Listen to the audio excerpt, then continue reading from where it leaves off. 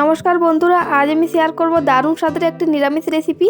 এটা ঘরে থাকা মাত্র কয়েকটি উপকরণ দিয়েই তৈরি হয়ে যায়। আলু আর পাঁপড় দিয়ে খুব সহজেই এই রেসিপিটা তৈরি করে নেওয়া যায়, আর এটা খেতেও হয় দারুণ। তো আপনারা রেসিপিটা দেখতে থাকুন, আশা করছি আপনাদের ভালো লাগবে।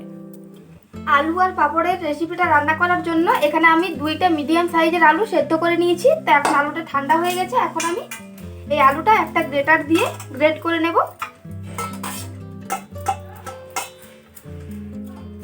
আলু দুটো আমি খুব ভালোভাবে গ্রেট করে নিয়েছি। তো এটা আমি এখন এক সাইডে রেখে দিচ্ছি। আর একটা মিক্সির জার নিয়ে নিয়েছি। তো এই মিক্সির জারে করে এই পাঁপড়গুলো এখন আমি ভালোভাবে গুঁড়ো করে নেব। পাঁপড়টা এখানে আমি খুব ভালোভাবে গুঁড়ো করে নিয়েছি। এই দেখুন, এরকমভাবে গুঁড়ো করে নিতে হবে। তো এখন এই পাঁপড়ের গুঁড়ো আমি দিয়ে দিচ্ছি এই আলুটার উপরে। তারপর এখানে দিয়ে দিচ্ছি পরিমাণ মতো লবণ, একটুখানি জোয়ান হাতে ঘষে দিচ্ছি, আর দিচ্ছি হলুদের গুঁড়ো, আর দিচ্ছি লঙ্কার গুঁড়ো, 2 চামচ বেসন। এইগুলো দিয়ে আমি খুব ভালোভাবে মেখে নেব। আর এই মাখার জন্য এখানে জল দেওয়ার কোনো দরকার নেই, প্রয়োজন হলে একটুখানি জল দেবেন। একটু জল দিয়ে আমি এটা ভালোভাবে মেখে নেব। সব উপকরণ দিয়ে আমি ভালোভাবে আলু আর পাঁপড়টা মেখে নিয়েছি। এরকমভাবে মেখে নিতে হবে। তো প্লেটে করে আমি একটুখানি এটা সরিয়ে রাখছি, রান্নাটা করার সময় এটা লাগবে। তেলটা খুব ভালোভাবে গরম করে নিয়েছি। আর এখন এগুলো নিয়ে আমি এরকমভাবে গোল করে বড়াগুলো ভেজে নেব। বড়াগুলো খুব ভালোভাবে আমি হালকা আঁচে লাল করে ভেজে নিয়েছি। এখন আমি এই বড়াগুলো তুলে নেব। আর বাকি বড়াগুলো আমি এইভাবেই ভেজে নেব। আমি ভালোভাবে ভেজে নিয়েছি, দেখুন কি সুন্দর কালার এসছে। আর এখানে একটা কড়াইয়ে একটুখানি তেল দিয়ে দিয়েছি। সরষের তেলটা খুব ভালোভাবে গরম হয়ে গিয়েছে। এখন আমি দিয়ে দিচ্ছি ফোড়নে 5 ফোড়ন আর শুকনো লঙ্কা। এগুলো খুব ভালোভাবে পুড়ে গেছে। তারপর আমি দিচ্ছি 1 চামচ আদা কাঁচা লঙ্কা বাটা,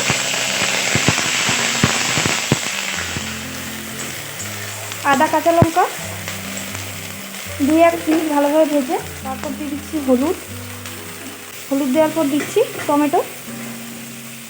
একটা টমেটো আমি এখানে কুচি করে নিয়েছি।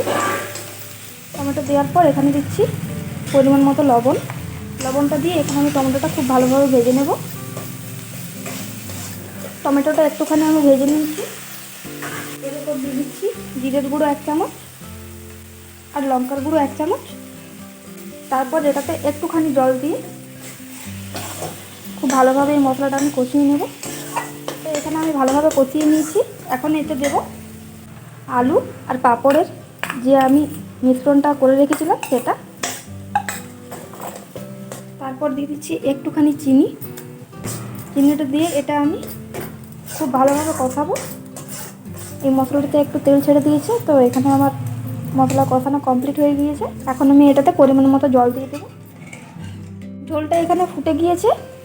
এখন আমি গ্যাসের ফ্লেমটা কমে রেখে এটা আমি 5 থেকে 6 মিনিট হালকা আঁচে ফুটিয়ে নেব। ঝোলটা আমি হালকা আঁচে 5-6 মিনিট ফুটিয়ে নিয়েছি। এখন আমি দিয়ে দিচ্ছি ভেজে রাখা বড়াগুলো। তো এই বড়াগুলো দিয়ে আর আমি 2 মিনিট মতো ফুটিয়ে নেব। এটা আর ফোটানোর দরকার নেই।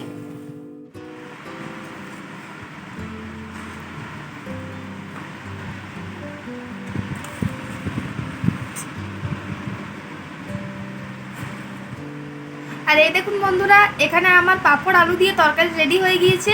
আর কত লোভনীয় হয়েছে দেখুন। আর এই রেসিপিটা খেতেও হয় দুর্দান্ত স্বাদের। তো আপনারা অবশ্যই একবার বাড়িতে বানিয়ে দেখবেন, খুবই ভালো লাগে এটা খেতে।